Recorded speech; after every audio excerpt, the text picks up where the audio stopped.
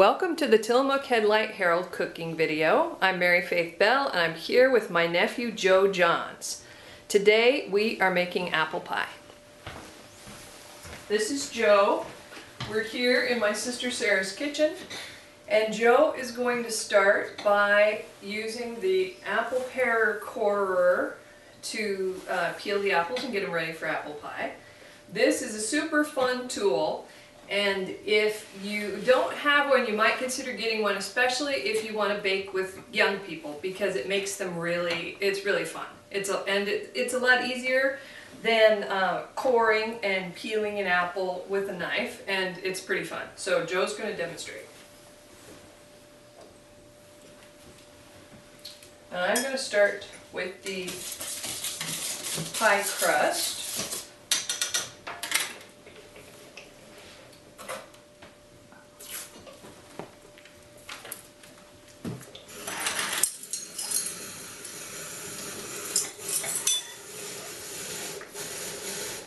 The pie crust recipe is 3 cups of flour,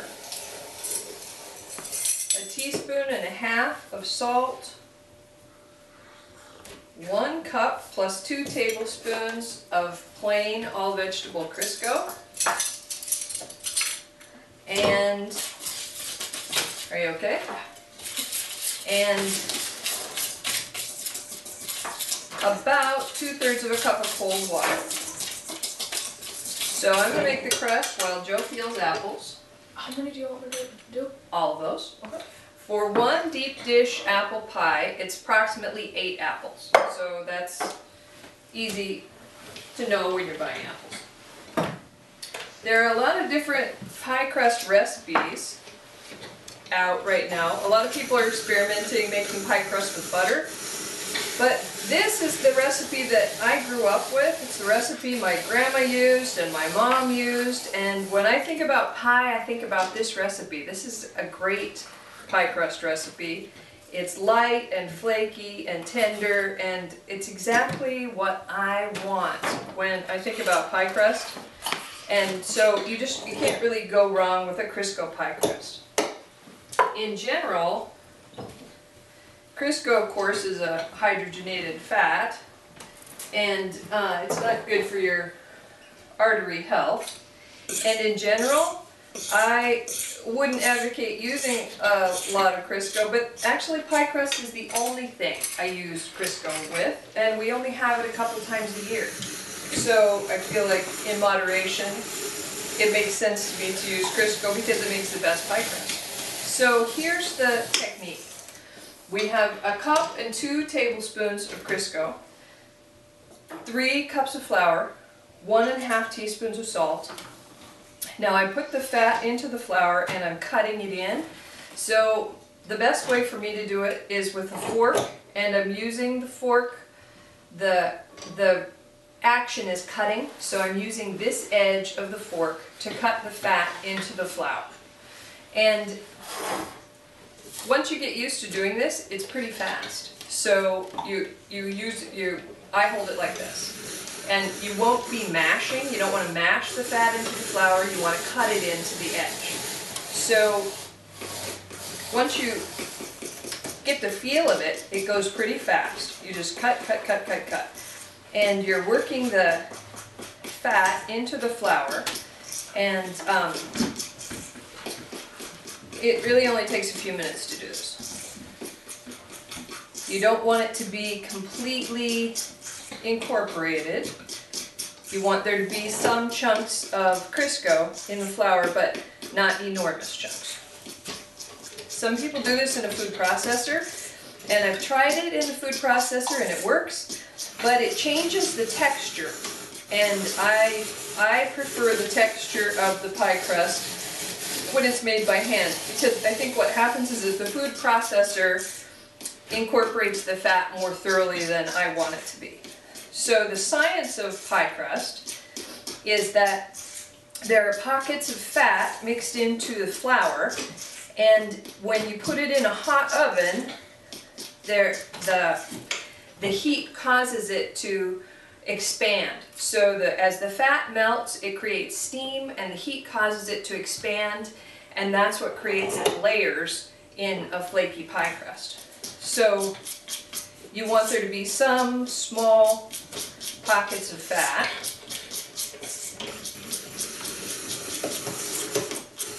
So you can see that this process is pretty fun and easy and fast. And what's great about that is that baking an apple pie there's quite a lot of work involved, but if you have somebody helping you with it, it goes a lot faster.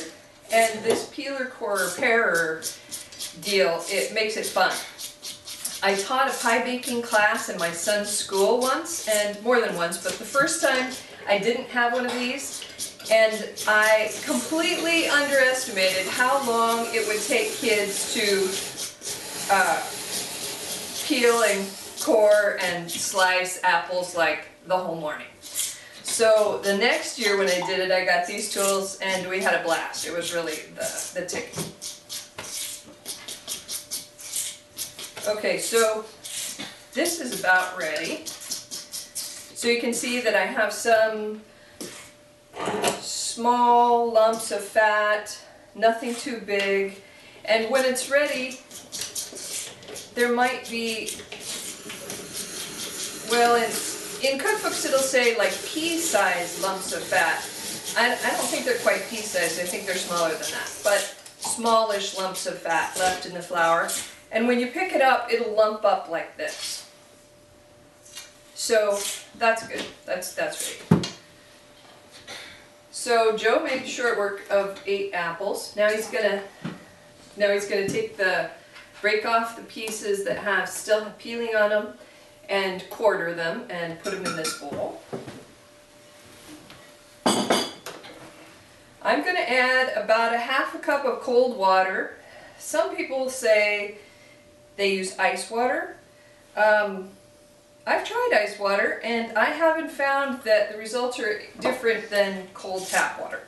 But it's important that the water's cold, but I'm not convinced that it's important that it's ice water. So you just mix in the cold water, and it's important that you not add too much water because then it'll just be a sticky mess. So add about a half a cup, mix it in, and then add maybe a teaspoon more at a time, but be cautious, because if you add too much, it's hard to repair it. You can always add more flour, but then your balance is off and you just don't want to add too much water.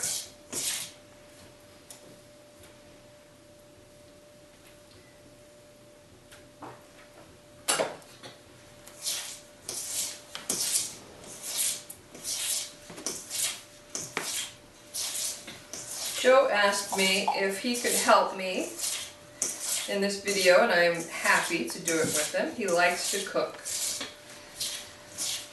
What are your favorite things to cook? Mainly desserts. Nice. Some breakfast.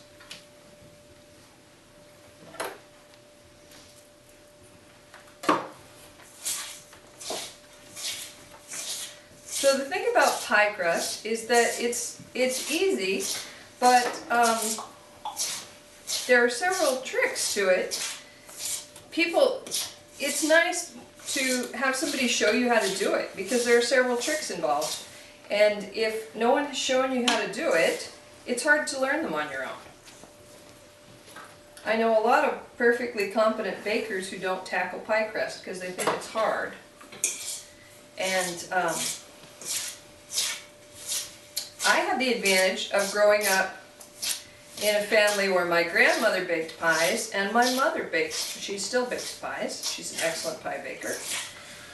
And when I was a kid, my grandparents lived in an orchard. My grandpa was the foreman of an orchard in Hood River. My grandparents lived in an orchard. And they lived in the old farmhouse in the orchard.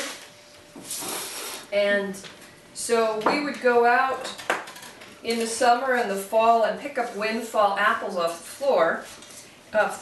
the ground, because they don't sell the windfalls, they don't sell the apples that are on the ground. and take them into Grandma's kitchen and she'd make pies. And so I grew up watching her make pies and eating her pies, loving pie. In our family, pie it's just our favorite dessert. It's the best thing.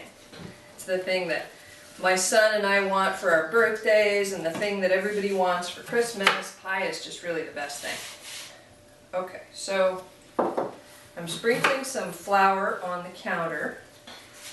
I have 2 chunks of pie dough here, so you know it's done when it holds together when you put it together like this.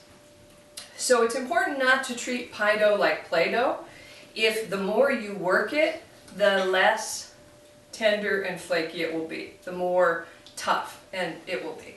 So you want to handle it as little as possible. So you have 2 lumps of pie dough.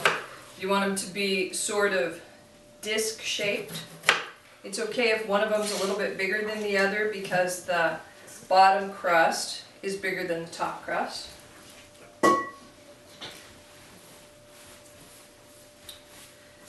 So well, these are pretty close to the same, so I'm going to make this one the bottom crust. Okay, so you want a smooth, flat surface to work on, and the countertop works really well. You pat it out. And I'm working the edges just a little bit because it's better to not have ragged edges. So you flour your rolling pin. And you try not to add a lot of flour to the crust itself, because the more flour you add to the crust, the tougher it'll be. So roll straight out and try not to roll back and forth, because the back and forth increases your likelihood of tearing your crust. So roll straight out, watching your edges.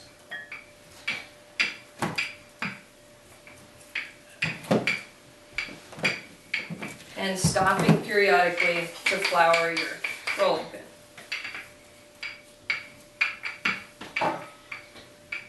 Joe's doing a great job with the apples.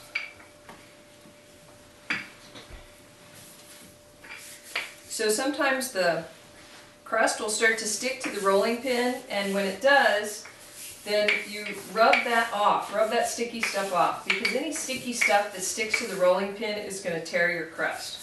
It will attach itself to the crust and pull pieces of your crust off. So it doesn't really make sense to measure the thickness of your crust because it's quite thin. So you'll know when it's right. You want it to be thin and uniform. You don't want any like fat spots over here and skinny spots over here. So you'll know when it's right by holding your pie dish over it.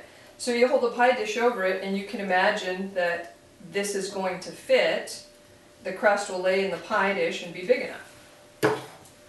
So one of the things that people have trouble with pie crust is getting it off of the surface and into the pie pan. So, and you'll hear a lot of tricks about this, like roll it between wax paper or roll it between plastic wrap. And I don't think any of those work very well. So just roll it out on your counter and it'll be stuck to your counter, and that's fine. And then you want a long, thin, flexible knife like this, like a bread knife, or an offset spatula. This is an offset spatula. And so you're just going to slide whatever your tool is, you're going to slide it underneath and detach it from the counter. So with an offset spatula, it works like this. With a knife, it works the same way. I think the knife works better because the knife is thinner. So you slide it under there, unstick it from the counter.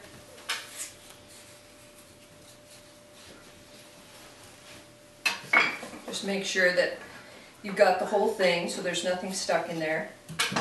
Then I'm going to lift it into the pie plate with my hands. I'm going to slide my hands under it and spread my fingers out and lift it up like this. So here we go. I'm going to lay it on the pie plate. Try to get it about in the middle. So there you go. I'm gonna tuck it in there. And if it comes apart, it's okay because you can patch it. But the more you patch it, the more you work with it, the tougher it'll be. So it's good if you don't have to patch it. So I'm going to cut the edges off and put them on here. And we're going to sprinkle them with cinnamon sugar and bake them with the pie. So in my household, my son likes these pie crust edges every bit as well as the pie, and maybe even more. So they're pretty popular. So you use the edge of the pie plate as the guide and just cut it off like this. You don't ultimately want the edge to be very thick, because if it's thick, it's tough, and if it's thick and tough, you don't want to eat it. So a lot of times if you eat pie out and the edge is thick and tough, you probably notice that you just break it off and don't eat it. So I like the edge to be thinner. Good job, Joe. Okay, so I'm going to have Joe make some cinnamon sugar for us. You put it in this jar, fill it up about this one. Oh. You can fill that up about halfway with sugar, and then add a teaspoon of cinnamon. And what's already in here? That's cinnamon sugar. You're just making more.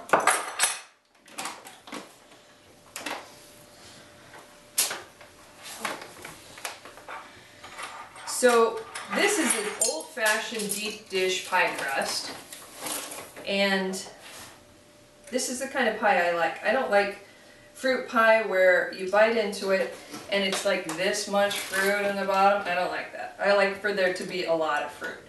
And the thing you have to keep in mind is that as it bakes, it'll reduce in volume by half. So we'll start out with a huge heaping mound of apples, and as it bakes, it'll reduce in volume by half. So if you started out with it flat, it would still reduce in volume by half, and that's why you would get an inch of apples at the bottom. Okay, so there's our bottom crust.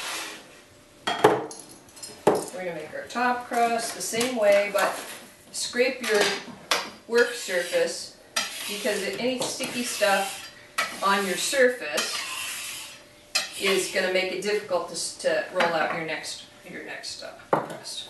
How much cinnamon? About a teaspoon from this one.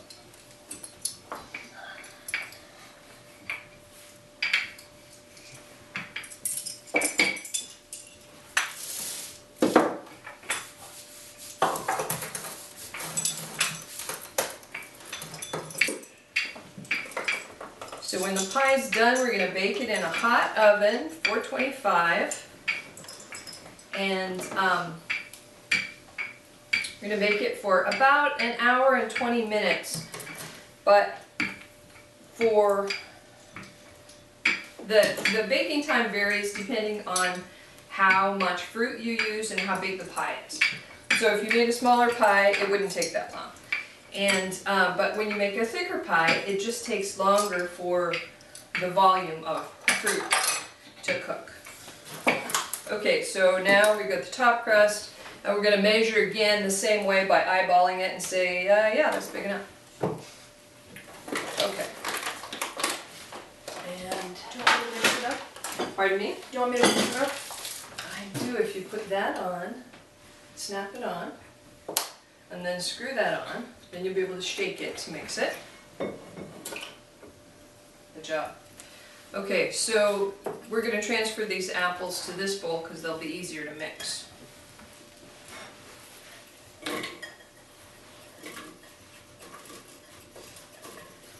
I used Granny Smith apples here for apple pie. I like a tart, firm apple. You can make apple pie with any kind of apples, but some of them are a lot more successful than others. For example, I wouldn't use Golden Delicious to bake a pie because Golden Delicious will turn to mush, and so it'll be like applesauce in your pie crust. So you want a firm, hard apple, and I like tart. I like tart fruit. So if you use a really sweet apple, you would use a lot less sugar. So sometimes in baking you have the latitude to mix things up and change things around, and sometimes you don't, because some kinds of baking are science, it's chemistry. Yep, go ahead and dump it in.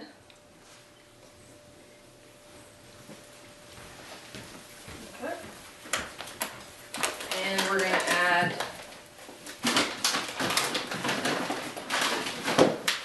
about 1/2 cup of flour, and the flour will help bind the juice as the pie bakes.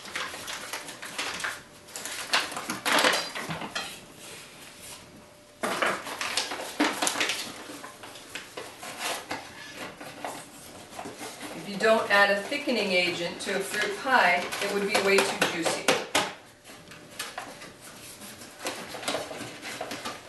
So, good. That's probably good. Okay. And I like nutmeg in an apple pie.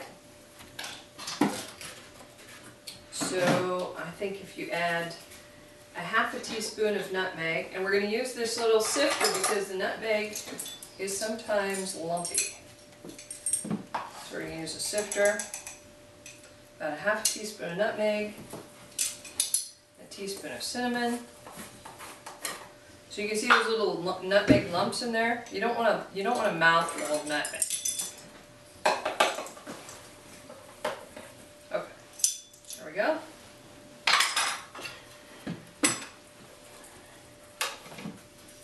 That's good. Now you can stir. Anyway.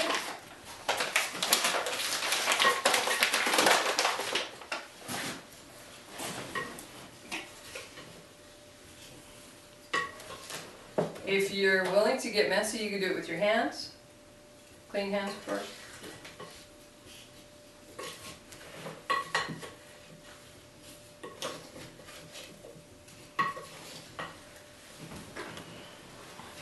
So I'll show you one cool pie baking tool. This is a silicone ring that goes around the edge of the pie.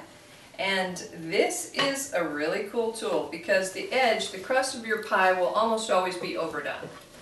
You can make a collar for your pie with tin foil, which I did for years, but this is so much easier. This is foolproof and I totally love it.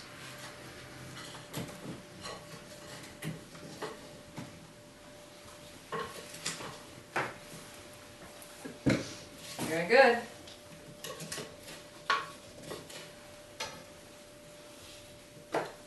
So while Joe finishes stirring that up, I'll show you the pies we baked this morning.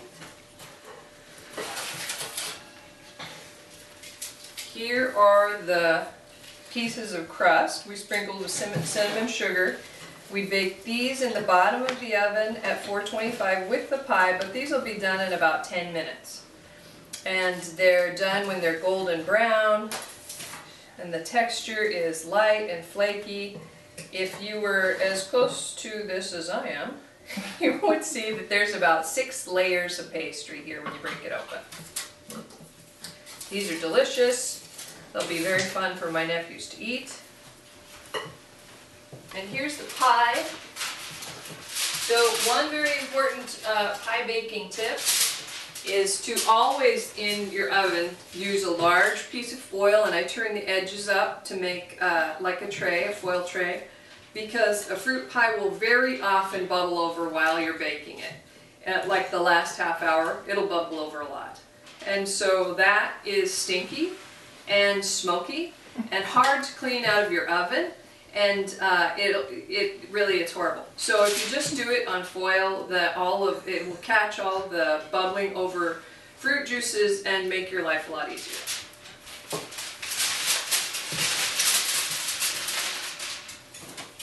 So we're going to preheat that oven to 425.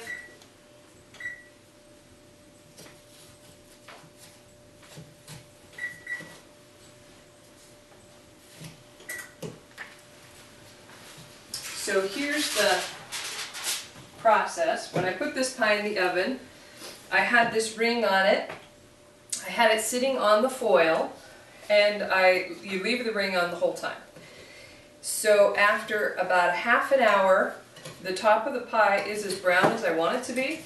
So then I just throw another piece of foil over the top. It doesn't have to fit or be tight or anything, you just throw it over the top. And then it bakes for about an hour more. And it'll start bubbling, and sometimes when it starts bubbling that means it's done, but not always. So use a paring knife when it starts bubbling and poke the vents, because what can happen is that especially, that's beautiful, it's perfect, you can put it in there. When you, the whole thing, when you, if you're using Granny Smith apples, they're very dense, and so you don't want your pie to have, that's okay, it'll be fine. You don't want your pie to have crunchy apples. You don't want to cut into your pie and find that the apples are still crunchy. Okay, so this looks like too many apples, but it won't be when it bakes. So you just move them around, tuck them in. You can taste them. They're pretty good. If it's a good idea to make sure that you taste your apples so you know how sweet they are, because that will influence how much sugar you're going to use. These apples are very tart. Beautiful. Okay, now I'm going to wipe my hands.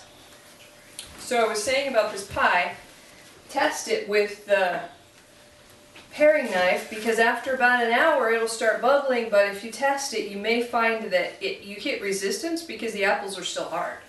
So the pie will be done when it's bubbling and the paring knife slips into the vent without resistance. Okay, now we're going to put this crust over here. Just try to center it.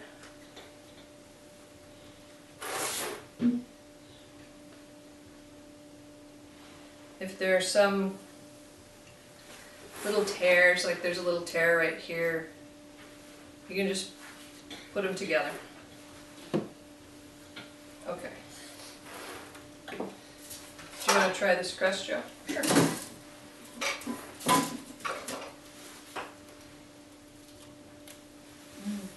Good. My other nephews are here, Emmett and Murphy, being perfectly quiet. Would you boys like to come over and try this crust?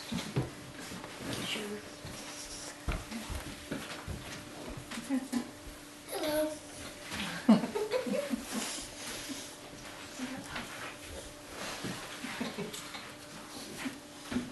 Okay, so I'm trimming this crust just like we did the bottom one. And I'll put the big pieces on here. We'll make some more pie crust treats for the boys. Okay, so when you have the crust trimmed, and you can see how I did that, you want to be careful when you're cutting to not cut your hand, so you wouldn't use a super sharp knife for that job. Okay, so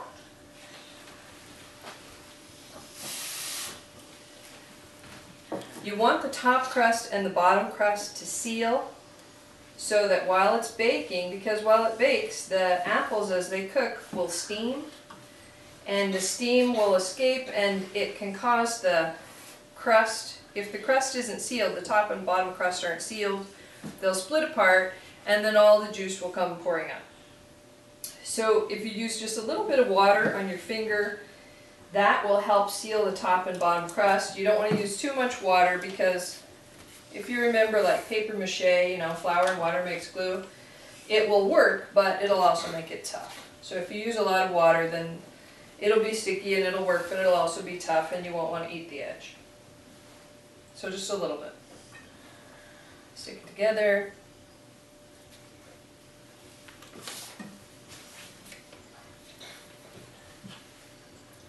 Okay, now I'm going to pinch the edges together like this. Stretch them out just a little bit while I'm pinching them.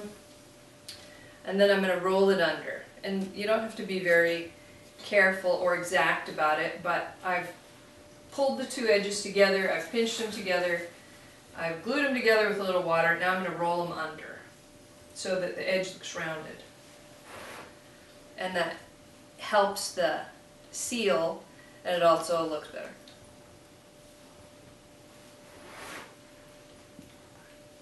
So it's not, you don't have to be too careful about this, just tuck it under. And then you can decorate the edge of the crust a little bit.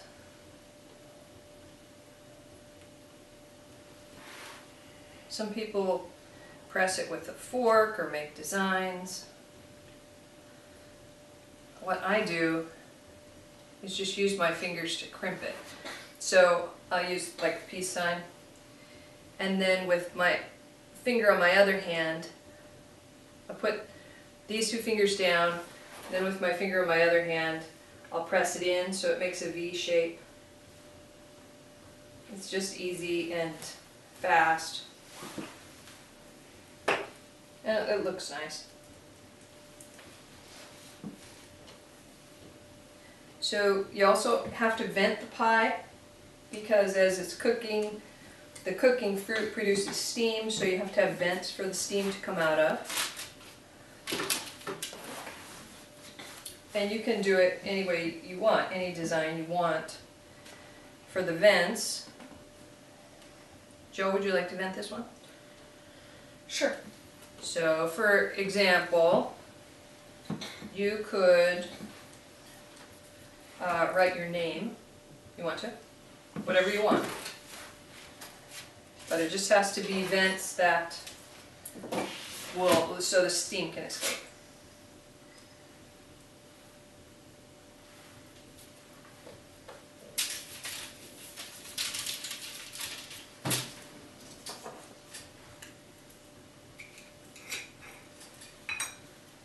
I'm going to sprinkle cinnamon sugar on these pie crust edges.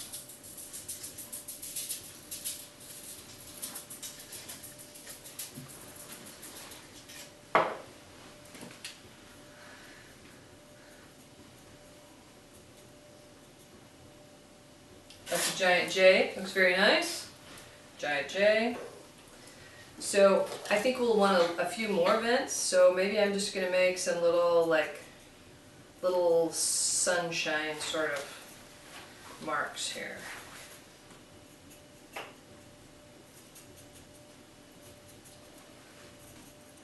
Okay. So then, would you like to sprinkle cinnamon sugar on the pie? Over the whole top. Yeah, good job. Okay, good. We're going to put this on, and I'm going to put it in the oven at 425 on foil.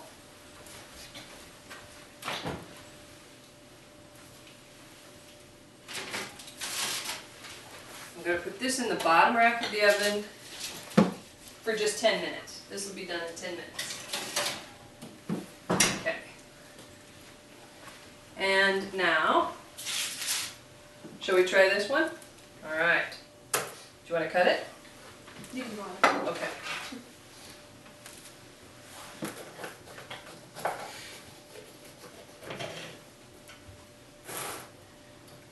Is that good?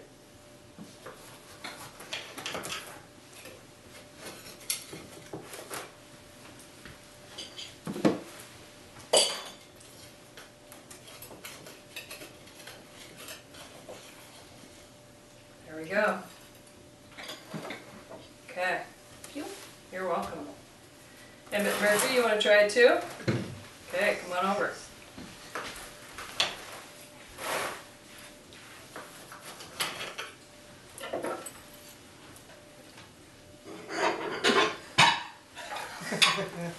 How do we do?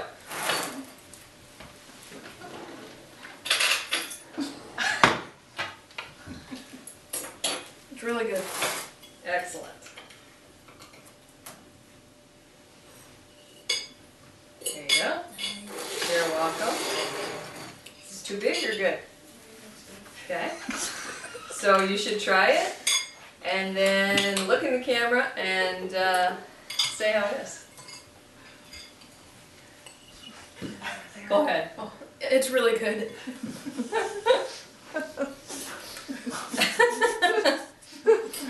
Okay, we got the thumbs up from Murph and Emmett both. All right. Thank you very much for watching our cooking video. You'll be able to find the recipe for this pie in the January 9th issue of the Headlight Herald. You can also find it online at TillamookHeadlightHerald.com. And I encourage you to practice your pie baking skills for the NCRD Food Roots Pie Extravaganza on January 26th. They have a fabulous annual event where people bake pies and eat pies and bring pies and buy pies in Nehalem, and there will be information about that in the newspaper also. And there's NCRD is sponsoring a pie baking workshop. They're teaching people how to bake pie crust. So if you have the opportunity, they only take 10 people in that workshop. If you have the opportunity, I highly recommend it. A pastry chef is going to teach the class. It would be really fun. And you get a lot of personal attention and great tips. And if you're not one of the lucky 10 people who get to go to that class, use this recipe and practice on your own, and pretty soon you will be baking fabulous pies. Thank you for watching.